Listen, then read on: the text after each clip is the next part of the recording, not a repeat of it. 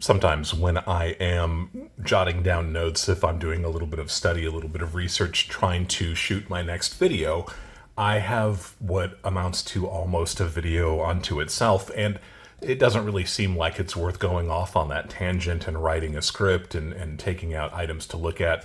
But I thought I'd just give this a shot since I was studying this and I started writing down notes, and it occurred to me that even though this isn't really part of why I had put these pieces out that you see here before you, I thought it was maybe significant enough that I could shoot a short video. We'll just see how it goes. So this is maybe kind of a small fill-in video. How do you like that? If you're new to the channel, my name is Dub C. I want to thank you for being with me here today. If you have not yet subscribed to the channel, love to encourage you to go ahead and click on that subscription button. Hit the notification bell also. Love to have you be part of this community. And if you are new to the channel, I like to begin my videos with a simple disclaimer. That is, I am not a financial advisor. I'm not trying to offer you any kind of financial advice.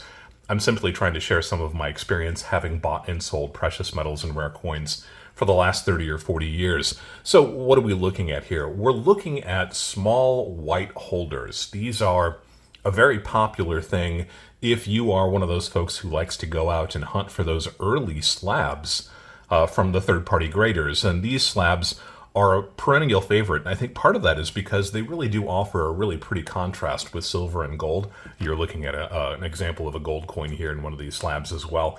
But I like the size. To a lot of people, this was actually the best size of a slab. Modern slabs, and I will exclude these from that category, tend to be a lot bigger. And because of that, the coins just don't look like they're represented as well. Some people disagree with that. Some people agree with that 100%. But you can definitely see that there's kind of a different feel to these than the slabs that we see more commonly these days. So these slabs are interesting. These are from ANA. And the problem with these pieces, if you want to call it a problem, the reason I was looking at these and jotting down notes in the first place, is because a lot of people who go looking for these assume that they are very old.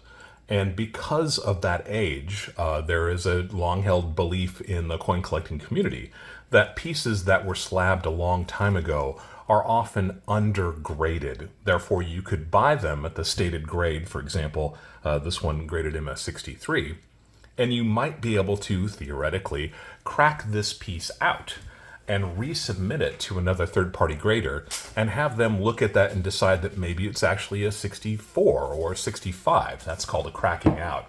And I have done several videos about that. I'll put a link down below to that.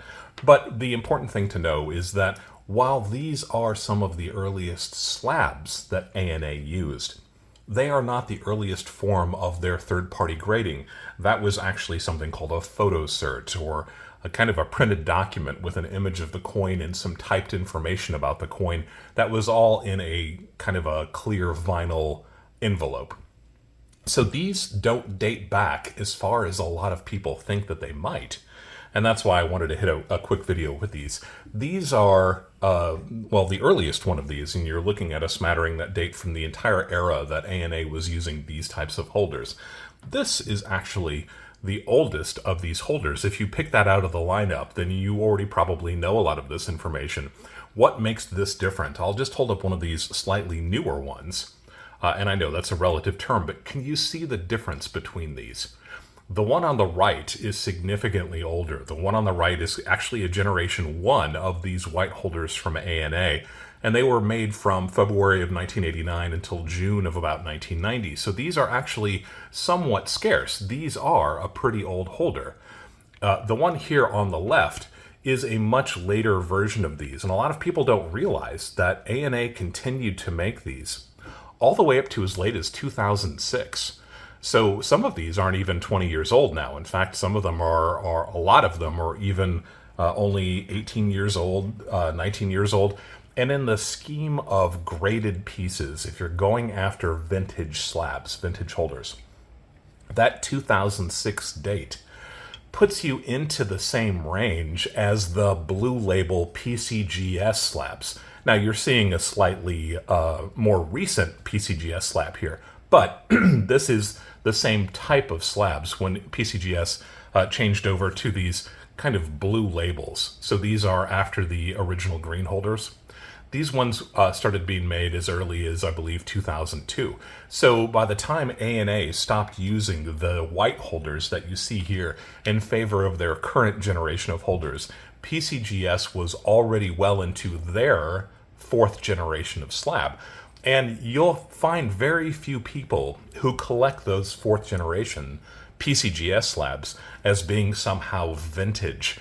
So that's the differentiation. That's what you need to be careful of if you are going out looking for these. The holders just look older than they actually are, and they can fool you.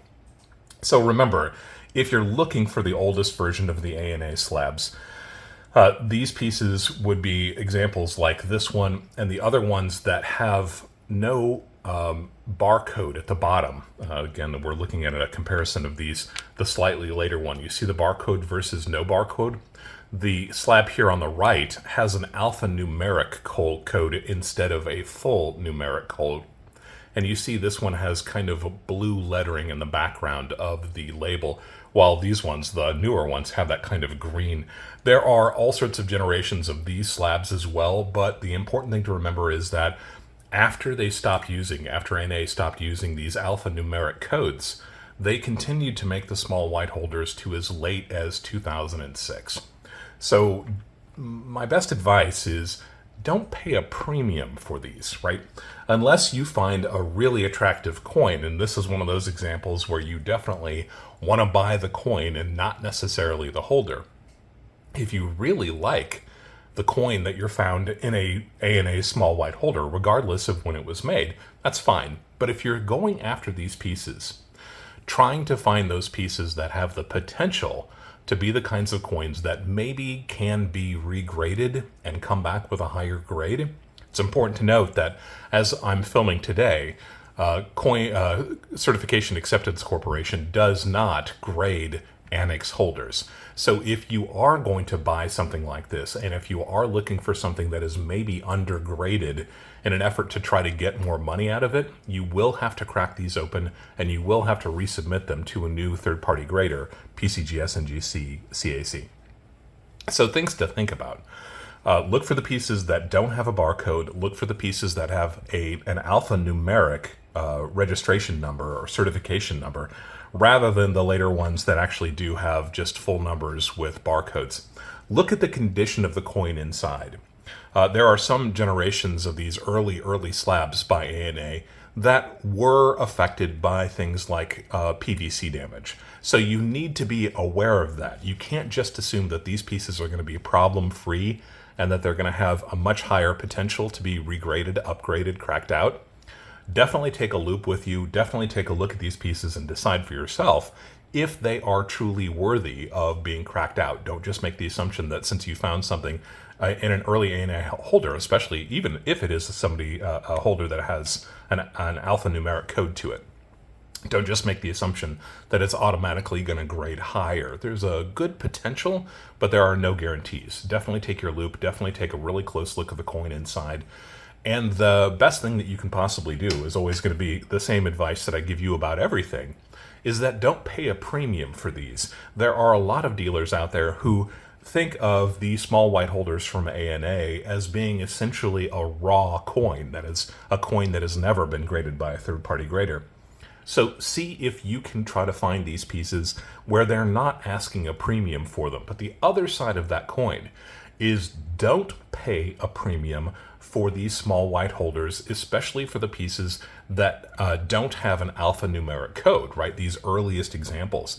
Because if these pieces were slabbed as recently as 2006, then there really is no reason to have a premium for those. And there's a reason that ANA has never really been considered to be on quite the same level as NGC, PCGS, and now CACG. It's because a lot of people think their grading was not as conservative.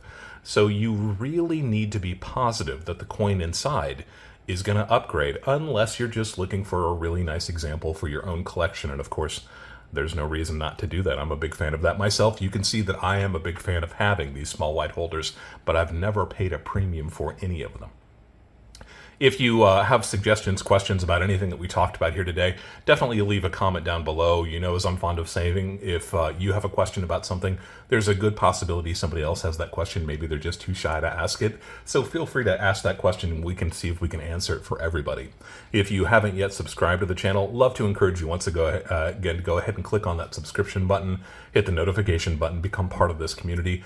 Remember that I premiere videos every Friday evening, and I often go live immediately after those premieres. It's a lot of fun. It's a lot more animated, an exciting, fast-paced thing. So go ahead and click on the notification buttons, mark your calendars for Friday evenings, and then stick around for the live stream. Those are a lot of fun, a great way to start the weekend. Always be learning, and thank you for allowing me to be a part of your journey as we go deeper into the world of coins and physical precious metals.